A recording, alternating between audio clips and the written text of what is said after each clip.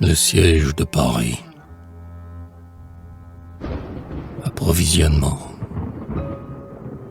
Les troupeaux poussiéreux et gris qui promettent maigreur et paille ruminent, couchés sur la paille, dans tous les jardins de Paris. Mais le passant mélancolique ne trouve dans tout ce bétail ni d'ensemble ni de détail empreint d'un charme bucolique. Ces grands bœufs aux gens peu frugaux font rêver des repas d'Homère, et cet agneau tétant sa mère n'est qu'un avenir de gigot. Ils ont faim et froid, sont mornes. L'un contre l'autre à coquiner, ils ont des airs de condamnés et baissent tristement leurs cornes. Le pourceau dormant au soleil frémit au contact d'une mouche dont l'ardent aiguillon le touche et le fait geindre en son sommeil. Dans leur clôture de planches, ils semblent, pauvres animaux, savoir qu'au bout de tous ces maux, ils seront mangés par éclanches. Mais n'ayons pas naïvement de pitié pour cette hécatombe, car j'entends, dans le soir qui tombe, les durs clairons d'un régiment.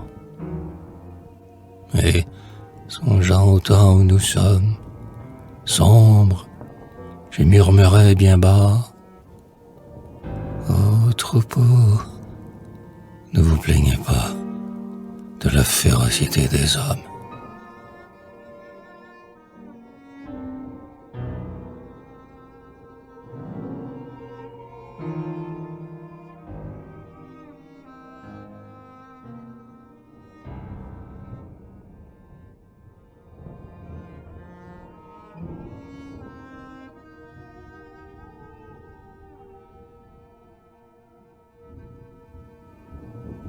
Voiture d'ambulance. L'été, sous la claire nuit bleue, galopant le long des moissons, les omnibus de la banlieue entraient le soir, pleins de chansons. Les grisettes sur ces voitures grimpaient avec les calicots. On avait mangé des fritures et cueilli des coquelicots. Les moustaches frôlaient les joues, car dans l'ombre on put tout oser. Le bruit des grelots et des roues étouffant le bruit d'un baiser. Et l'on revenait sous les branches de Boulogne ou de Charenton, les bras noirs sur les tailles blanches, tout en jouant du mirliton. Alors j'ai revu ces voiturées, mais non plus telles que jadis, par les amusantes soirées des dimanches et des lundis. Le drapeau blanc de l'ambulance pendait, morne, auprès du cocher. Ces tout petits pas en silence que leurs chevaux devaient marcher. Elles glissaient comme des ombres, et les passants, d'horreur saisis, voyaient par les portières sombres passer des canons de fusil. Ceux de la bataille dernière revenaient là, tristes et lents, et l'on souffrait à chaque ornière qui secouait leur front ballant. Ils ont fait à peine 2 lieues, ces ironiques omnibus, pleins de blessés aux vestes bleues, quand s'englanta l'éclat d'obus. Ce convoi de coucous qui passe semble nous faire réfléchir à l'étroitesse de l'espace qui nous reste encore pour mourir. Mais, malgré mes pleurs de souffrance, j'ai pu lire sur leurs panneaux le nom des frontières de France. Courbevoie, Asnières, Puteaux.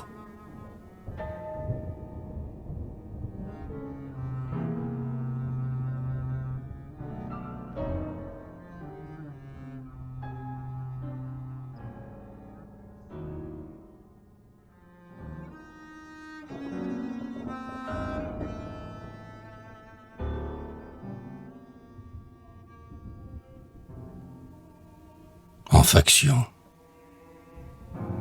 l'œil ouvert sur l'horizon, On m'a mis en sentinelle. Comme l'arrière-saison est morose et solennelle. Un long convoi de blessés, funèbres, franchit nos portes. Combien sous ces vents glacés s'envolent de feuilles mortes? On a vaincu cependant, mais nos pertes sont trop sûres. Pourquoi ce soir l'Occident saigne-t-il par 20 blessures?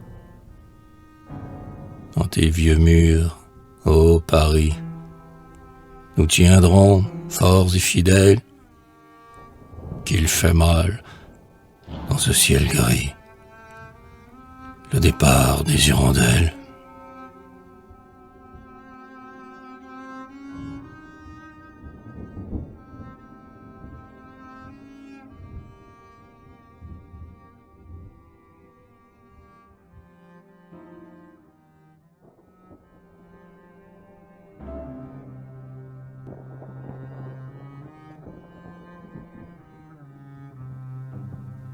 Tableau de bivouac. Furieux de la double étape, les soldats n'ont pas le cœur gai. On a donné plus d'une tape au petit tambour fatigué. Mais quand il a taillé la soupe, coupé le bois et fait du feu, on laisse enfin l'enfant de troupe se coucher, dormir un peu. Les vétérans sont là, farouches, ce bivouac qu'on voit briller. Et d'un sac rempli de cartouches, l'enfant s'est fait un oreiller. Le sac est si gonflé qu'il crève. La poudre à terre se répand. Mais l'orphelin sommeille et rêve à 3 pas du foyer flambant. Rien qu'une étincelle, une seule. Tout est dit. Cela fait frémir. Comme une vigilante aïeule. La mort le regarde dormir.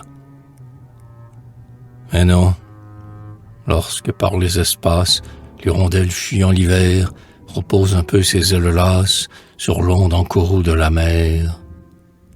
La lame énorme, dont la chute pourrait écraser un vaisseau, offre un repos d'1 minute à la fatigue de l'oiseau.